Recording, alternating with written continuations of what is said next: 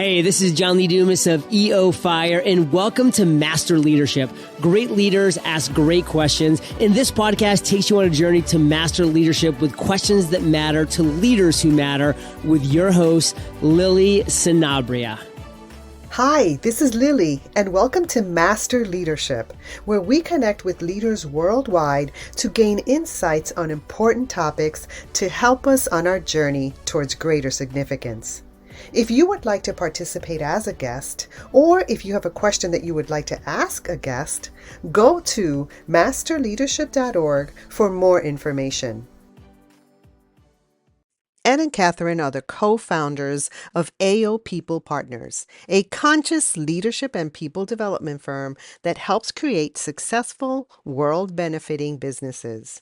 They have combined over 50 years of experience working collaboratively with elite businesses and nonprofit leaders to successfully scale their business and mission objectives. Ed helped launch Baker Tilly, now one of the top 10 consulting and CPA firms in the U.S. As AO's CEO, Catherine writes and speaks regularly on altruistic leadership development. They co-authored the well-received book, Conscious, Capable, and Ready to Contribute: How Employee Development Can Become the Highest Form of Social Contribution. Ed and Catherine are also active supporters of Conscious Capitalism Inc., a nonprofit organization building a movement of business leaders to improve capitalism into a practice of harmony, prosperity, and compassion. They exemplify their message of giving. Ed has helped raise over $12 million for leukemia and lymphoma research, and Catherine gives her time to organizations like Girl Scouts and Girls Inc., where she supports activities that guide the next generation of young female leaders. Welcome, Catherine and Ed. How are you? Oh, we are great, and just so happy to be in this conversation with you, Lily. Thank you so much for having us. Thanks, Lily. I'm super excited. Are you ready to pour into our listeners? We are super Yep. ready. We're ready. All right. So tell us a bit about your path to leadership and what you're doing now. Well, I like to say I'm a recovering accountant. So that's usually where I start. I was in public accounting and advisory for a long, long time. At my last job, I was the managing partner of two firms, and Baker Tilly, which is the 8th largest firm in the country these days. But all the time I was in leadership, I had a coach, and I knew fundamentally that's what I wanted to do. So, I decided to do that. And then I sought out one of my friends who had been a coach to get a little bit of advice on how to move forward. And that led to us getting together and forming AO in 2017. And today I'm primarily a leadership coach. I work primarily with C-suite, although we do a lot of things at AO, which I know Catherine will pick up and run with from there. Beautiful. So, Catherine, go ahead. My career has been in the organization and leadership development or talent development space. So I've been on the people side of business as a facilitator, been a workplace mediator, a trainer at times, working on this soft skill development that employees invariably need in all kinds of capacities. And then ultimately as a leadership coach, which I have been for the last 17 years. I've worked inside consulting firms, from small boutique firms to large consulting firms in their organization development, talent management practices, led those practices. But I really began the zenith of my career to appreciate the need to support leaders to take a more integrative approach to developing people, because in an organizational environment, it's really important that the culture support everyday learning and growth. And it turns out that leaders, and particularly the senior most leaders, are really the key to enabling that kind of environment. And so at AO People Partners, we work with senior most leaders to help them learn to lead effectively, develop their people more consciously, and develop strong growth cultures so that it can sustain the everyday way of learning and growing that we need in today's world of work. So how did you meet and how did you start this? I'll tell you my version first. I suppose it would be smarter if I let her go first, see if we chime up. So we've known each other a long time. In fact, our spouses have known each other since high school. So we vacationed together. So I always knew Catherine. I knew she was a coach, and now I was doing my thing. And, I became aware that she had some thoughts on people that were very similar to what we were doing at the firm. Because one of the things I left out of the story is that we were a small accounting and consulting firm in Washington, D.C., very high end, but we found ourselves sort of having to compete against really, really big firms that had a lot of money to compete against us. And so we were having sort of strategic conversations, and it occurred to us that the way we were going to win was actually by not just being the best, but by committing to developing leaders. That was in our mission, was to be the finest accounting and consulting firm in Washington, recognized for delivering excellence and developing leaders. And wait, Ed, I have to say, accounting typically is not sexy. For sure. But damn, that's great.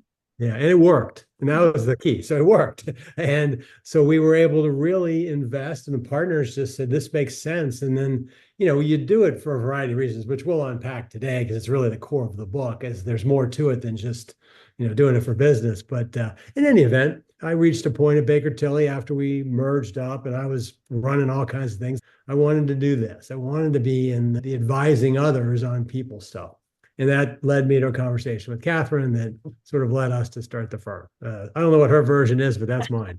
We'll find out soon enough. Thank you. Yeah, well, it tracks along those lines. But as I was saying earlier, I had reached a point in my career where I was appreciating how life-changing development opportunities can be for leaders in an organizational environment. That they're not only becoming better, as they develop themselves personally, professionally, they're not only better at work, but they're better at home with their families and their friends and in their communities. And I was appreciating that we don't actually see people development in the workplace as a form of societal contribution. And yet we do recognize companies for their commitments to environmental stewardship, or at least their being in that commitment. And we recognize and incentivize companies for their philanthropic commitments to communities, but we don't recognize and incentivize for their role in developing people, the full cognitive, emotional, and social abilities we need to work well with each other and solve problems. And people's lives can really be changed for the better outside of work. And so that really became a new higher purpose. When I talked with Ed, my thinking was evolving on why I do what we do and what coaches do what we do, and the potential for leaders in business to really have an impact on people's lives of their employees.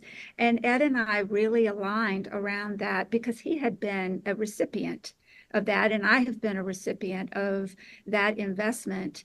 And that was really what allowed us to come together around this purpose. And so our mission at AO People Partners is to inspire and support the conscious practice of people development in the workplace, because we have this vision that one day the conscious practice of people development in the workplace will become a recognized and incentivized form of societal contribution of business and organizations alike. And so we are passionately dedicated, and so is our team. And for 7 years, we've been having fun and having impact and finding great joy and seeing the joy leaders get when they discover how much is possible when they focus on developing themselves and their people.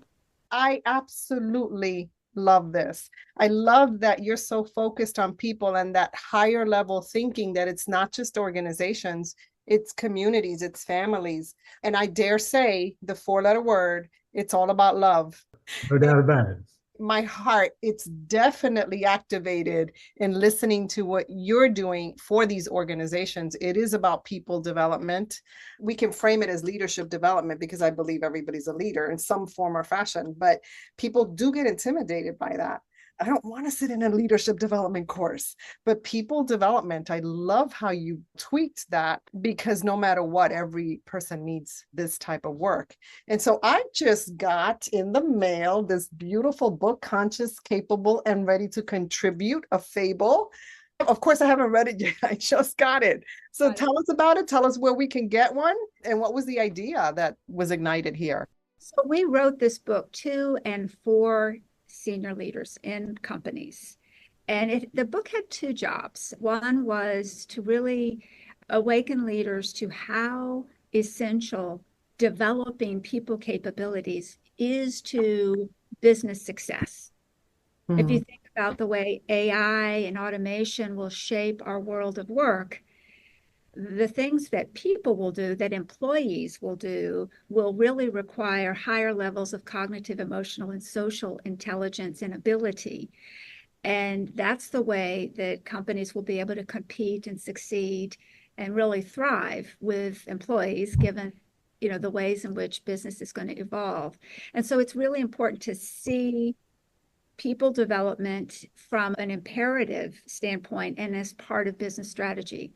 So that was one purpose. The second purpose was, as we mentioned, to really introduce this idea, I think that many people actually embrace, but it's this idea that we can see people development as an expanded purpose for why a business exists that can actually contribute to society more capable people. So that was the job of the book, but we decided to tell the book as a fable. And I was so fortunate that I happened to be partnered with a very talented fiction writer. And so I'll let Ed take over. Thank you for that. I think what I would say is that I kind of thank my maternal grandmother for sort of giving me that love of the word. And so I wanted to write, and Catherine and I were trying to figure out how to get these ideas out. One day she said, yeah, just run with it. So this is a story, and it is really a story about a firm, but it's really a story ultimately about a particular leader, Andrew. Andrew and Pat were the partners, and they had a wonderful thing going, and then they didn't. And there were, reasons why that happened. Andrew lost his way. We get into all kinds of things, including they're having trouble at home. I mean, all kinds of stuff that's real to if you're an actual leader. But what throughout the story, what we did was Andrew discovers, with the help of a lot of people in his life, the core principles that we espouse. So I had some fun with it. It was set in DC, and a lot of anecdotes that people recognize if you've been in DC or not. Then you don't have to, but I've had a lot of people come back to me and just react to different relations. That's what's fun about writing fiction. I mean, I had somebody the other day talk to me about particular characters that I just love her. And I'm like, wow, nobody has actually ever said that, So it's just a lot of fun. But then Catherine, but I would say to a certain extent had the harder job, because what she did was then, like many of the model, like a Pat Lencioni model, there's a how-to in the back. I'll say one other thing, because it introduces an important point, that I was sitting up in my office, I was envisioning the types of organizations Andrew would be involved with. And I remembered reading this yellow book a few years before called Conscious Capitalism. And it was written by John Mackey and Raj Sisodia. And I thought, wow, Andrew is probably going to be a part of that. And so I went online, I found there was National CCI, and they were having a conference like 2 weeks later. I went down there, and it was just as they were announcing an imprint. So we published through Conscious Capitalism Press. And part of the story, Andrew also learns and espouses the core principles of conscious capitalism, which are very much about the fact that business done right actually elevates humanity. And humanity done right elevates business. 100%. Yes. So I wrote the ways in which the back of the book, which is just a quarter of the back of the book, so it's very digestible, but we wanted to give some strategies that leaders could consider that either they do and it kind of validates their pathway towards developing more conscious development cultures, right? Because that's really key in an organizational environment. Learning and growing is like playing in a sandbox, and you have conditions so that people can learn and grow in a way that's safe, but is doable given that people are working every day to make a business happen. And so we outline 5 strategies that we believe really help create the conditions where learning and growing is sustainable and effective. I'll just go through them very quickly. Sure. Is understanding the role of leadership. It is required. Leaders have to own, model, and drive that development agenda. It just doesn't happen in an organizational environment unless leaders are really committed and understanding and leading that. So that's first and foremost.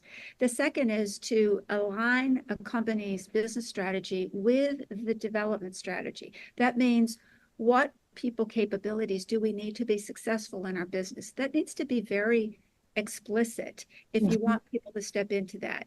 If being a good communicator with customers or clients is very key to your business success, then you have to cultivate that capability, and that has to be explicit. So better aligning the business strategy and the people development strategy gives rationale and context and relevance to everyone to understand why the company is so focused on that. Another is creating the principles that guide everyone's understanding around development, so that as your culture embraces development as an everyday way of thinking and practicing, everyone kind of understands what's expected. So that's very, very important. And the fourth is identifying the capabilities that your company needs. In our book, I really took a crack at simplifying soft skills because there's such a big bucket of every skill that's non-technical. And I think people get lost in all of the skills that are non-technical.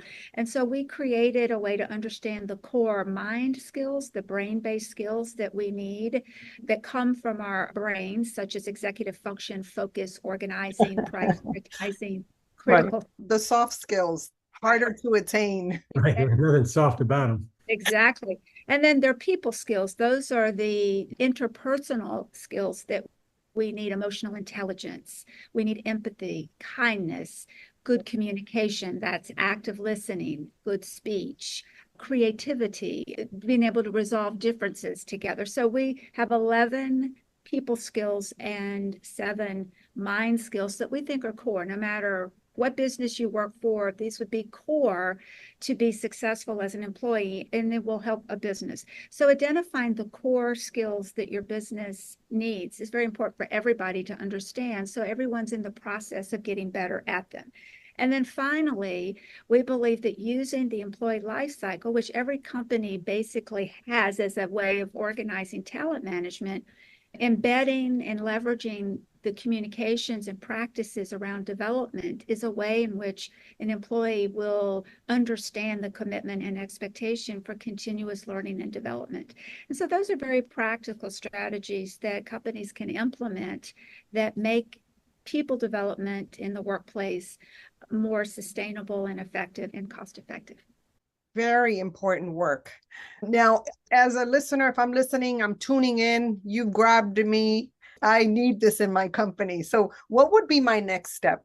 If you are a senior executive, if you are the president or the chief executive, and this is something that you care about and decide you want to do, that's great news because you have the ability to influence that. It's really the first thing to do is think about what could be possible for your business if you could make learning and development more of an everyday thing, so that the leader really is clear why they want to move in this direction, and then begin to have a conversation with your senior team about why this is important to the business. Because again, context and relevance is the most important thing that everyone needs to understand and wants to understand if they're going to invest in developing themselves. So that's the work that leaders do. And so that's the place to start, is at the top with conversations among senior leaders around the why and what's possible of development.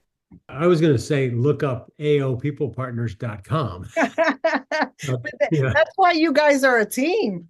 Exactly. Obvious, practical first step. I would say that just the only thing to add in all seriousness, aopeoplepartners.com, is that we said when we started out, and we still go by this, and number one for us is we go in at the C-suite, and that is our target market. And the reason is we're actually trying to help change the company, and we're really trying to change the world. So the best spot in is to start at the top. So we get in and we have a conversation. It usually starts with one executive, and then they get hooked, and then it cascades down. So I love that you're trying to change the world. That's what really ultimately you want to do. It's, small thinking, not a big deal. It's passionate. I love it. And it takes each one of us, right? Lighting other people to change the world. Now, I did a little bit of digging on you, and I wanted to speak about your favorite quotes because I think they're wonderful. Start with you, Catherine.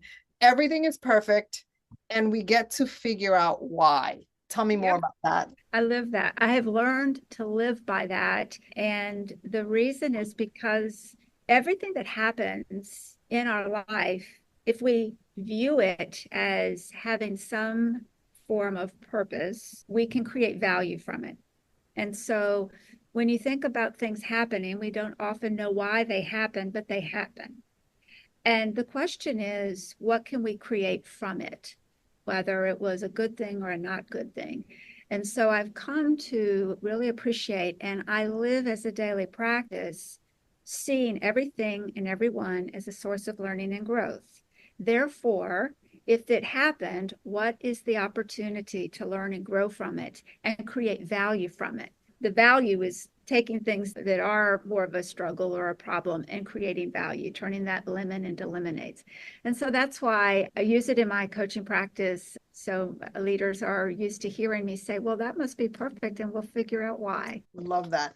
Ed, yours, misery is optional. I love that too. it's funny. People that have known me in my work world, actually my family as well, will no doubt. Yeah, Ed says that all the time. And I learned it when I was going through a really, challenging period of time. And I had a spiritual advisor, and basically she said to me, pain is inevitable, but misery is optional. So it's an orientation towards life. It's not dissimilar from really Catherine's point. I often pair that with a quote from Ovid, water conquers rock.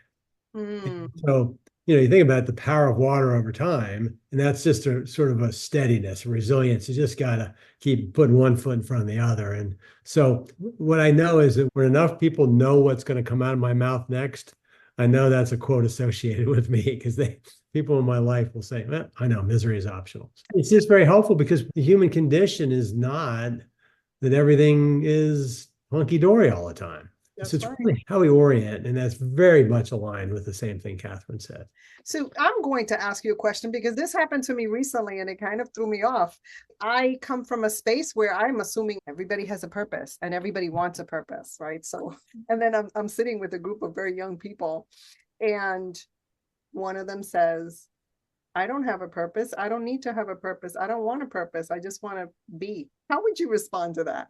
Well, I'll go first on this one, because without exploring that further with the person, I might say that sounds like a purpose. To me, that is actually the purpose of life, is to be. And the definition of what it means to be, I think, is going to be unique for everybody. I think, to me, that implies I want to stay at the present. I want to be in the moment. Oftentimes, I think in the world we live in today, if you're, in your 20s or something, to say, wow, I'm going to change the world because I've got all this stuff in front of me and this. Ugh. But I mean, that's my reaction, is that it's not fundamentally contradictory, actually. That's my reaction. I appreciate that. For some people, the idea of purpose is very daunting. And I think for a young person, it's hard to know, if I don't have something that sounds like it should be a huge purpose that will impact the world. And so I think purpose can be very intimidating for people, young and old. So that's one thing just to appreciate. And also, I think having a sense of purpose is a function of being awakening to something that we care a lot about and we want to be about. Purpose tends to be outwardly focused. And that's something that I think we often grow into. So as we get older, we have accomplished taking care of needs that are more immediate or more material or more practical, and we become more receptive or able to look at needs of others and how can I use myself and be of service. So that is also developmental. Not necessarily. There are plenty of young people who have clarity about what they care about, Right. but as being fundamentally about knowing what matters most and having a sense of responsibility for whatever it is you do or you're about. It's taking responsibility for something that you care about or that you have taken on. So I think purpose is something that is there whether we are awake to it or not. And oftentimes we have to become or grow into that awareness. If more people were able to just be good with being the best they can be in the moment, we'd probably be better off too. Yeah, it is fluid. My purpose in my 20s was so different from my purpose now. So thank you. So much wisdom there. Now, of course, shift happens, right? So it's important that we learn to embrace that change. The crisis is what John Maxwell says. Change is inevitable, growth is optional. So what are some quotes, advice, or practices that have helped you most during these times where things are shifting? Lily, a really good question. I feel that the single most helpful way of being today in this world, given all the constant change and volatility and complexity that we find ourselves in, being able to practice every day, looking at everything and everyone as a source of learning and growth, having that learner's mind, being open to learning and growing, to me is the most important way of being in this world, because it enables us to be able to change and to be in change in a more willing, open way. And I think that's just really important today, is to not see ourselves as having arrived in a fixed way. Our world requires us to be in a constant mindset of learning and growth. And when we can relate that to learning from everything and everyone, then it keeps us humble and open to what we can learn. And I just think that it's a better way of being on a daily basis than trying to protect ourselves from what we should know, we don't know, et cetera. Beautifully said. Did you want to add anything, Ed? Thank you for the opportunity. A couple of things. One of the mind skills that we feel pretty strongly about, Catherine kind of captured there, but it's curiosity. So when I think about what I'm trying, tip, if you will, about the person I'm trying to be, it kind of is paired with critical thinking in my mind. It's like, I want to be a curious human. And that means not prejudging. It means learning as much as I can about lots of different things. And that's kind of turns into a habit, because then that keeps your brain kind of open to, be a better leader when you're not completely fixated that there's only one way to do it. Whether it's Carol Dweck with mindset, or one of my favorite things that struck me in the last couple of years was Adam Grant's Think Again. And there's one quote that I use all the time, and he says, think like a scientist. A scientist will have a theory, will try something, it won't work, and they'll go, that was interesting. As opposed to everybody that's trying to run America, they just double down. When they hear data that doesn't support their point of view, they just double down. I want to be the opposite of that. I want to be curious. And I think leaders who are curious, actually, it's going to be better because they're constantly taking in data. One of your last podcasts, I heard a guy make a reference to Jim Collins, and people usually refer to Good to Great. And the book that really grabs me is the one before that, which is Built to Last. And there's a whole chapter, and the chapter is entitled The Tyranny of Or. It's and. The world is and. And if you look right behind Catherine over her right shoulder, what do you see? An ampersand. And. So a mindset of like, okay, it doesn't have to be either or thinking. It actually could end up being and. So those are things, and I've just learned those over the years from different people that have sort of been my mentors and coaches. What's interesting to me, one of the highest values for me for leadership is wisdom. I tune in and there's definitely wisdom here. And then I listen for something else. I listen for two words. I listen for humility.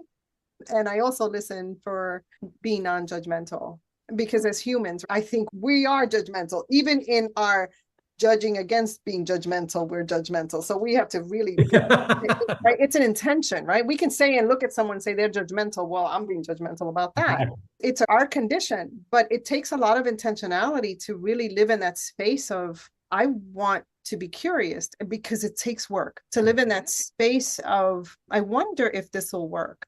And instead of or but, living in that space of, can I do better? How can I grow? And so to me, humility and wisdom are very interconnected. You can't have one without the other, has been my experience. What do you think? I agree with that, because wisdom implies more than knowledge.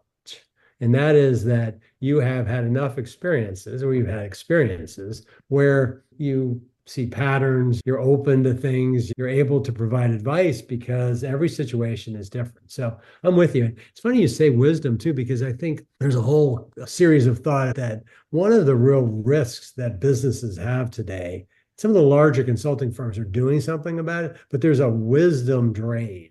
And what they're trying to do is they're trying to keep their wisdom workers. And so instead of like automatically retiring people out at 57 or whatever they do, I associate wisdom with a degree of maturity, and it's based on experience. I mean, with age and time, we do have more and more experience for which we can look back. And I totally agree with that knowledge and wisdom are not the same thing. And in leadership, it's really dangerous to equate them as the same thing. We have good examples in our world today of leaders who may be knowledgeable, but not necessarily acting with wisdom, because wisdom suggests a degree of maturity, self-control, awareness, self-awareness, a recognition of others. And so that's one really important reason why we believe so strongly that supporting the developmental process of working adults is something that a business or an organization has a direct influence on. Today, we have to, more than ever, we need to grow all degrees of our cognitive, emotional, and social intelligence. And that can support the growth of wisdom, perhaps even accelerating wisdom in each human being, because they are able to have more access and peer support around growing as a human adult. And I think that's a really wonderful, important opportunity for an organization to seize upon in a responsible way that can make a real difference in our world. You know, I love what you said. We do go through experiences. The older we are, the more experiences we have. But we also know older people who are not wise. yeah. It's not just having gone through an experience, but reflecting on that experience, because we've also had experiences where we're like, well, I'm here again, because we've never reflected until we do. And then that can shift us and change us. At any age, if you have humility, then you can double down and gain that wisdom, because they can talk to older people and gain wisdom if they have the humility, right? So I love this conversation. Now, as lifelong learners, what are you learning right now? Two or three things came to mind. One, really sort of in the work context, I've become kind of quite interested in this idea of deep work, which is Cal Newport. I think, in life, we're only limited by, air and the 24/7 construct. So figuring out how to get more out of the time I spend. And I think from a coaching standpoint, understanding when I do what I do best when is important. I mean, I have a Qigong instructor who lives in Maui. I'm obsessed with Rick Rubin, Tetragrammaton. I mean, I've had people that advise me on this. Don't lock in on just reading business stuff. Keep a wide lens. So to me, I wish I had more time to learn more, but I have wide interests. So in quantum physics, time doesn't exist. There you go. Exactly. I feel better already. All the time in the world. As Raj Sisodia said at a speech that we had on Conscious Capitalism, he goes, only in America do people think they only live once. So, you don't have to figure it all out this time. That's right. And so, Catherine, what are you learning now? For me, the learning is also very personal. I am learning intellectually, you can understand things, but only when you're put in experiences do you actually have to learn the lived experience. of something in order to develop it more. And for me, that is learning to let go of my perfectionism, learning as our business is scaling. And I'm having to learn to let go and let others do what I did and I care about in order to do other things that are really in service of our mission and our vision. And so I'm really challenged to let other people's view of how to do things and ability to do things, trusting in that. So trusting others to do what I have done in the past is one area. And I think being comfortable, particularly as I'm speaking, being more authentically real and not perfect, because that's just part of my DNA right now is growing beyond the ways in which perfectionism shows up for me and being more okay being in the moment. So it's pushing my buttons and I'm committed to stepping into it because here's what's having a purpose that's bigger than you. It's very helpful because I am so committed to our mission, our purpose, our higher purpose as a business and our vision that I will do anything to grow myself to be in service of that because I care so much about it and I don't want to let that mission down. I am putting myself in much more uncomfortable positions because I feel so committed and responsible for doing the best I can. And so it's growing me. You know what comes to mind to me? It's the work of your soul. It's what you were made to do. I love that you are speaking about perfectionism because there's, I don't know, an epidemic of that. So many people are just stuck there. And, you know, wanting to do quality work is a great thing, but being stuck in being a perfectionist, it's from fear, isn't it? Totally from Oh, fear. yeah. And what I know about fear is that love drives out fear. So in my journey, and I've had a lot of, like everyone else, we all have a story. Every time I encounter fear, I have to think about, okay, how do I grow in love here? And I have to, because, you know, some of my fears, you know, when they come up, you think it has nothing to do with love, but there's so much wisdom in that. The quote is perfect love drives out fear. So how can I perfect my love? How can I grow it? What that reminds me of, Lily, is just the compassion and kindness for self, letting go of something that, like perfectionism, requires that some days we are proud of how we let go a bit more, and other days we fell back into it. And so that kindness and love for self, I think, is really important as we're growing new habits, new ways of thinking and being. And really, you cannot grow without being uncomfortable. That's right. We all have to really understand is if you're not uncomfortable, you're not actually stretching into something that you didn't know before.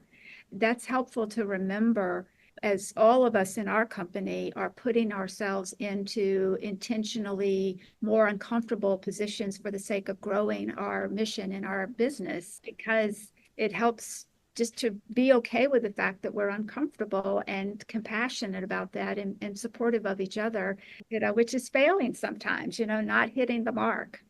I love it. All right. So when you think of leadership today, what most concerns you and what are you most hopeful about? For me, I think that leadership fundamentally is taking responsibility for doing the right thing. It's not about blame. It's really about being responsible, taking responsibility for your actions. And so I think that today we see examples where leaders take full ownership or responsibility for themselves and being there for others.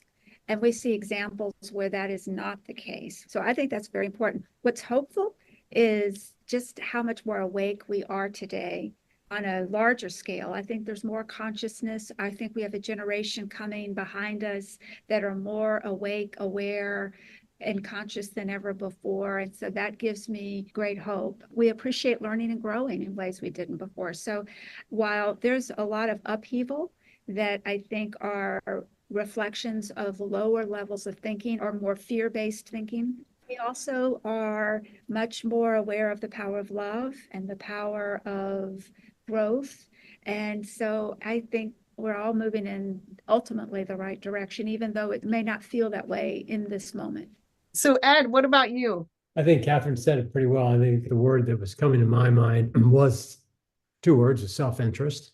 That if I have a broad concern, whether it's, leaders of major corporations or, people that are president or running for president or all of the leaders, you go around the globe. I mean, there's just a increasingly double down, argumentative, very focused. I think Machiavelli would be very happy with what he's witnessing. Seem to make decisions only based on keeping their jobs and the ends justifying the means. And all. So that's very, very concerning. Yes. However, two things. One's a little darker than Catherine's point, which is that I really don't think anything great ever comes from easy. And so I do think that this is a moment, whether it's a moment that's the next 5 years or the next 1 year or 10 or 20, I don't know. But I do believe that there has to be sort of a fundamental reckoning for people that are existing in the generations that Catherine described to actually have a different outcome. So, I mean, it's an odd way to be optimistic, but I do think that there are a lot of people. There are many organizations like Conscious Capitalism and the CECP, which is the corporate executives, with purpose. People, when you really start to talk to individuals, they actually want to do the right things, many of them. I'm optimistic about them. This has got to work its way out, and it will. I just know that it will. Beautiful souls talking about beautiful purpose. And to me, leadership is my soul's work. We just have to stay the course. we do. And, it's funny, you talked about love, and it's like, I'm no philosopher, but, arguably, you can't experience love without the opposite. Absolutely. So, and that's true of almost anything. So, yeah, I think better days are coming. It's just, I wish they would read our flipping mind skills and learn what critical thinking is, for goodness sake. There's not a lot of that around. That's part of why we're happy to try to help people with it. Well, that's why we do the work we do, right? Exactly. I know you're a coach as well. I mean, it's helping people, be curious. Like, don't go into every conversation with your point of view figured out. So we have a surprise question from a former guest. So Stephen Shenbaum wants to know, what does success mean to you? Success for me is where I fundamentally feel good, sort of irrespective of what the conditions around me are. That's when I know I'm sort of spiritually right. And so that's kind of where I'm trying to get, is to be spiritually right. To me, that's success, not trappings and all that kind of stuff. So that's what comes to mind for me. Beautiful. Thank you. Catherine? There are two things that I think of, and I think of success, and Ed said it, one of them that I think is most fundamental, and I think of as a practicing Buddhist for 35 years, a Buddha is someone who is awake to the workings of life. And one of the most important things about that is understanding of how you are being in the moment. Mm-hmm. And it's more of a practice on a daily basis. A bodhisattva is someone who is very dedicated to being in the moment with other people and of service to other people. And so I think leading a successful life is about enjoying being of service to others, because we get so much from that, really. So that to me is one way of thinking about success, is that it's more to do with how our efforts enable other people to be seen and recognized and appreciated. So that's one. And I would say that every day, totally committed to the little steps that we take every day towards the vision we're trying to create, where developing ourselves and helping others to develop is just a way of being in the modern world. And the more that happens, the more I will feel we're succeeding. Beautifully said. All right. So this is how I curate really good questions. So as a listener of this podcast, what's a question that you would like a future leadership guest to respond to? Like, what are you curious about? I got one. It's actually a three-parter. As I said, I did my homework. So it's a question that I ask frequently, but I want to hear what other people. So who inspires you? What are the skills and capabilities of that person that inspire you? And then think about it, and what type of leader doesn't inspire you? It's sort of a comparison can be dangerous, but I also like to ask people, what are you doing to improve yourself? What are you working on? And it's amazing to me the answers I get to that question. So I'll be eagerly listening to see if you actually ask that. So let me get this straight. So one, who inspires you? What are the skills, capabilities of that person? What type of leader doesn't inspire you? And what are you doing to improve yourself? Is that correct? Yeah, those are all of them. Yep. Fantastic. Thank you so much. 4 for 1. Thank you so much for your contribution here, Catherine. The question I would want to ask a future leader of your podcast interview is, what do your people do at home that they do better because they've worked in your organization? Oh. What have you contributed to your employees being better outside of work? I love this question because what it will cause us to do is to really observe and get to know that person more, because in order for you to know what they're doing better at home, you need to know how they are at home. All right, great contributions. Thank you so much. Now, is there anything else you'd like to share with our listeners? Well, we would love for everyone to read our book, because we wrote it to inspire and support leaders. So we would love for you to find Conscious, Capable, and Ready to Contribute: How Employee Development Can Become the Highest Form of Social Contribution. It is available on Amazon and other online booksellers. You can also reach us at aopeoplepartners.com, and you can find us on LinkedIn. Lovely. All right, Ed, did you want to say anything else? I couldn't have said it better. I just want to thank you for the opportunity. Well, I want to thank you so much for adding value to me and to our listeners. It's been a great conversation. Thank you very much. Thank you for doing this podcast. In closing, here's a quick message. Coaching is the art of influence that underpins leadership in the 21st century. It is the very thing that can get you from being stuck to being extraordinary. So go to masterleadership.org and sign up to get a free coaching session. Until next time, continue to ignite that leader in you.